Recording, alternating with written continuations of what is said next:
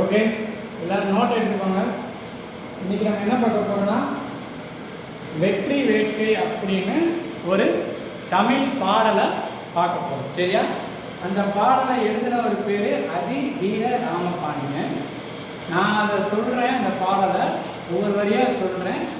நீங்கள் அந்த பாடலை ஒவ்வொரு நாள் பார்த்துங்க. ஓகே, கவனிச்சுக்கோ. உதவியால் பெரும் நன்மை சொல்லி ஆரம்பிக்கிறாங்க. சரியா?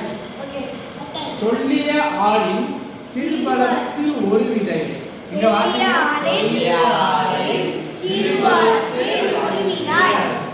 தொன்னீர் காயத்து சிறுமீன் சினைனும்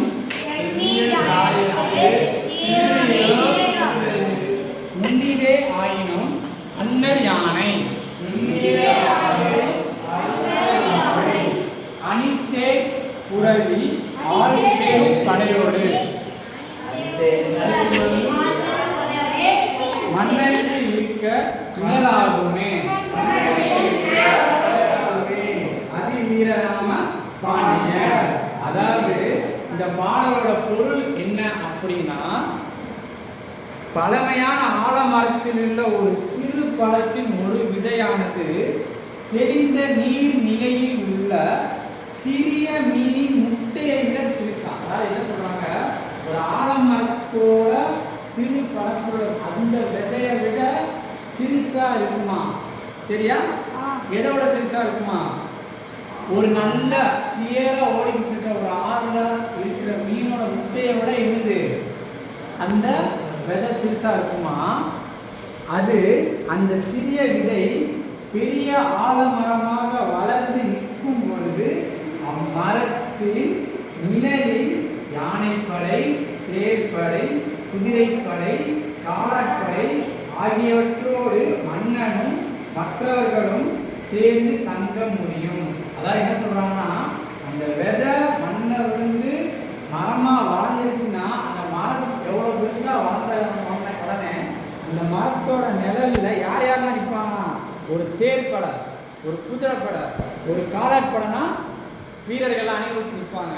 அது மட்டும் இல்லாம அந்த மன்னனை என்ன பண்ணிக்குவான்? அந்த மரத்தோட நிழல்ல ஓய்வு எடுப்பானா. அதுபோல நீங்கள் செய்யும் உதவி சிறிதாக இருப்பினும் அது மற்றவர்களுக்கு மிகப்பெரிய பயனை தரும்.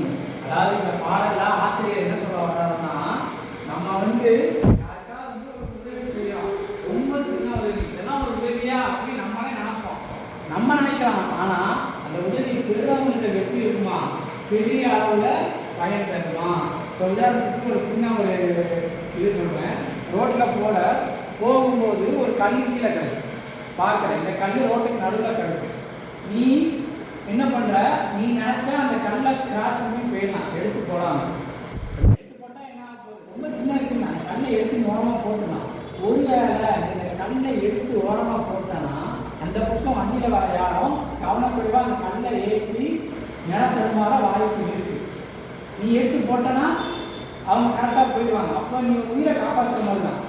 ஒரு கல் தாங்க நான் எடுத்து போகிறதுனால என்ன அப்படின்னு நினைப்பியா? ஸோ இதைத்தான் என்ன சொல்கிறாங்க, நம்ம இங்கே கல்லை எடுத்து போகிறோம்னா யாருக்கா உதவி வரப்போகிறோம்? எது கல் எடுத்துக்கிற? ஒரு பள்ளம் எடுத்து போகிறோம், ஒரு பள்ளம் கிடக்கு, அந்த பள்ளத்தில் நீ மண்ணை போட்டு நடக்கிட்டு போயிடுற, யாரும் வந்துடக்கூடாது அப்படின்னு. அதில் ஒருத்தன் வண்டி ஏற்றிட்டு போயிடலாம். பள்ளமாக இருந்தால் உச்சியில் வந்துருப்பான். அப்போ என்னது, சிறிய அளவு நம்ம உதவி செஞ்சாலும் அது யாரோ ஒருத்தங்களுக்கு பெரிய அளவில் பயன் இருக்கும். அதனால என்ன, யாருக்கும் எந்த ஒரு உதவி செஞ்சாலும் எந்த ஒரு பயனை எதிர்பார்க்காம செய்யணும். ஓகே, உங்களுக்கு புரிஞ்சிருக்கும் நினைக்கிறேன். வெற்றி வேட்கை ஆசிரியரோட பேர் அதி வீர ராம பாண்டியன். ஓகேவா? புரிஞ்சிச்சா எல்லாருக்கும்? ஓகே, இப்போ எடுத்து நீங்கள்லாம் படிங்க.